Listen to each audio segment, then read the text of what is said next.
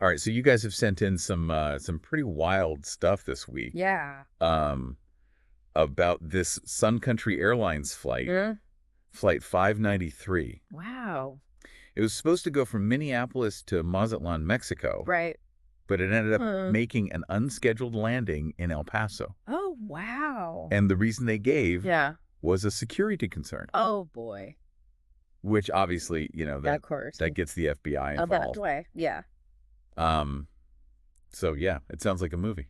It does, doesn't it? Yeah. And we have we've got eyewitness accounts and official statements and all kinds of stuff. That's what I was gonna say. We've got like a really good collection of sources on this one. It's really fascinating. So yeah, so let's sort of walk through this. Okay. Like what actually happened? Sure. Like when did things start to go sideways for these passengers? So you're on this flight, right? You're ready for, Yeah. sun and beach and margaritas. Right. You're thinking about your all-inclusive resort. Exactly. Yeah. And then suddenly the captain comes on and says, we're making an unexpected landing in El Paso. Oh no?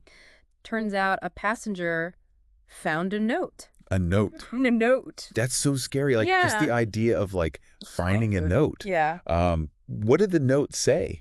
Well, the reports are kind of vague on like the exact contents. Okay. But it was perceived as a threat.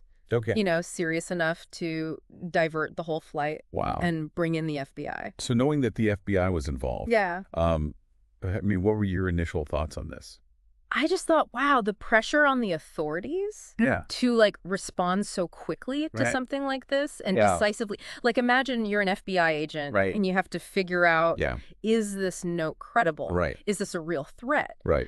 And you've got hundreds of people's safety on the line. Yeah. It's a huge responsibility. Absolutely. Yeah. So speaking of the FBI, what did they do once the plane landed? El Paso International Airport. Yeah. They immediately contacted the FBI's National Threat Operations Center. Okay. Which is... That's a mouthful. Yeah, the NTOC. The NTOC. That's their like dedicated unit for right. handling these kinds of threats to aviation. Okay. And Agent John Morales, Yeah.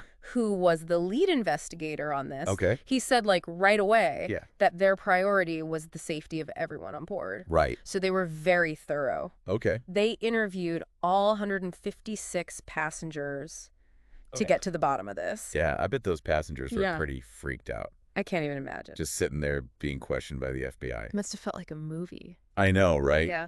So, after all this investigation, what did the FBI finally conclude? They said that there was no actual threat to the flight. Oh, wow. Yeah.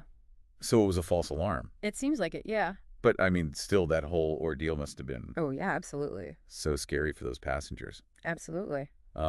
So what happened after the FBI gave the order? Well, so Sun Country Airlines, they issued an apology. Okay. Emphasizing their commitment to safety. They're out of court. And minimizing disruptions and all that. Sure. But what's interesting? The reports don't really say what happened to those passengers after they got off the plane in El Paso. Huh. Like, did they fly back to Minneapolis? Yeah. Did they eventually get to Mazatlan? Right. We don't know. That's so weird. It's kind of strange, right? It's like they just dropped off the face of the earth. Yeah. That's wild. It's crazy. So let's recap. Yeah. We've got a flight diversion. Right. A mysterious note. With unclear content. Right.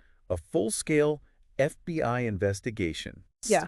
And a safe, thankfully, a somewhat unresolved ending for the passengers. Absolutely. And that is a wild story. It really is. What's so fascinating to me is like this whole thing really throws light on like a much bigger issue. Yeah. Like, given how rare these note-based threats actually are, how do airlines even begin to balance the need for like strict security protocols with the potential for like overreaction and disruption? Yeah. It's a tough one. You know what I mean? It is. It's a tough one. Stuff. It is. So like, where do you even begin? Right. If you're tasked with like writing those protocols. Yeah. Like, what's your top priority? Right. What's the starting point? It's a huge question. I know it's a lot to consider. Yeah. But it's definitely something that like this whole situation really makes you think about. For sure. How we perceive and manage risk in today's world. Absolutely. Well, this has been a really interesting deep dive. It has been fascinating. So thanks for thanks for going over this with me. Of course. That's given me. Yeah. And I hope all of you listening. I hope so too. A lot to think about. Absolutely. So until next time.